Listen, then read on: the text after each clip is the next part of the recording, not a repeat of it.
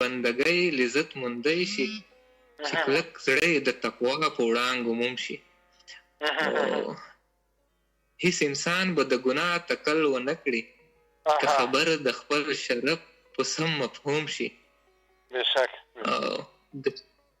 د شرف بقا خدای ایښي په طاعت کې، د شرف بقا خدای ایښي په طاعت کې، معصیت دی انسانیت چې پرې مضمون شي.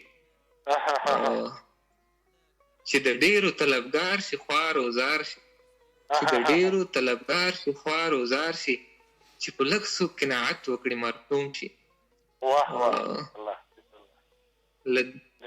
له دنیا چې مستغني شي د خدای دوست شي، وایه دومره لوړ مقام و بیا کوم شي کاروان سي. د آخري بیت دی د انس کلام تل ښکلی په حکمت وي، لا نور ښکلی هغه وخت شي چې منظوم شي.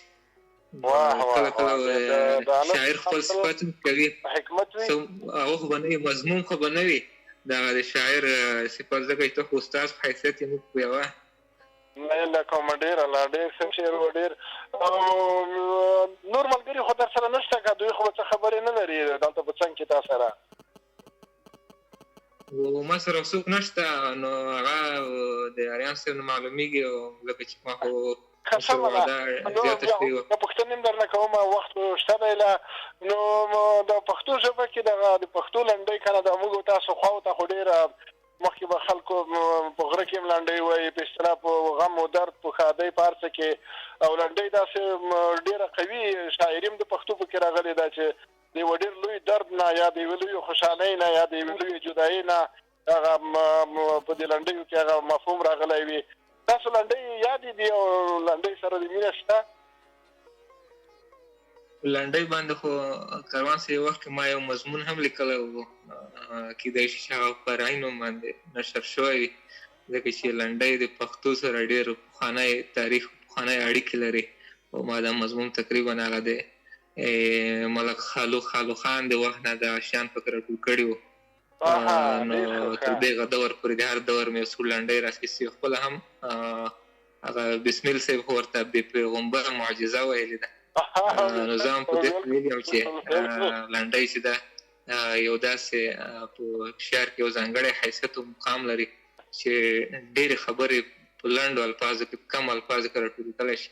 ما هم په زندان کې هم څو لنډۍ لیکلې وې، ذهن ته اوس نه راځي، خو یوه مې د ملګري وله وه، هغه هم داسې وه چې ما ته د اطمینان په خاطر یو بل د خوست د صبرۍ یو شاعر و لطیف صادق صاحب په نامه باندې په دیوال باندې یو کاغذ راوغورځوو، هغه کې ما ته د اطمینان په خاطر باندې لنډۍ لیکلې وه. نو ما وایي چې کیدای شي کومه مهمه خبره وي خو چې هغه مې ولیده ټول غمونه مې ورسره ورک شول، هغه کې لیکلي وو ده لیکلي وایي. دا خو نو ډېره بهترینه نسخه وه. نو یعنې دا لنډۍ زموږ او تاسې د دردونو ډېره لویه درمانګره ده، ډېره ښه نسخه ده که څنګه؟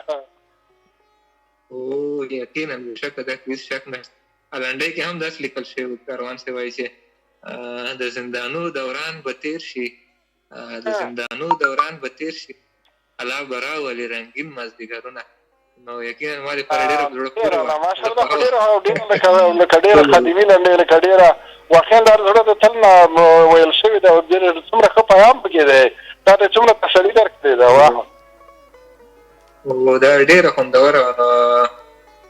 نو ما خپله په یو وخت کې ځینې ځوانان مې ولیدل، بیا ما یوه لنډۍ اوس رایاده شوه، نو هغه ځای کې ما داسې لنډۍ جوړه کړې وه چې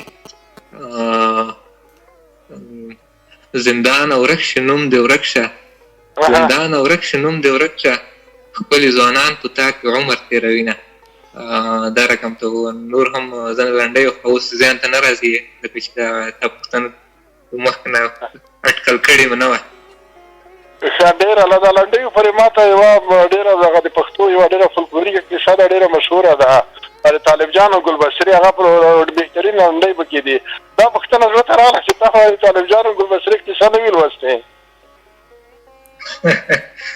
د شاعرۍ په وکه راتلل اکثره کتابونه چې کوم مخکې راتلل دا کیسه مې نه ده لوستې، خو د بسمیل په شاعرۍ کې ډېره یاده شوې ده دا کیسه، نه پوهېږم چې کوم مطلب باندې دی.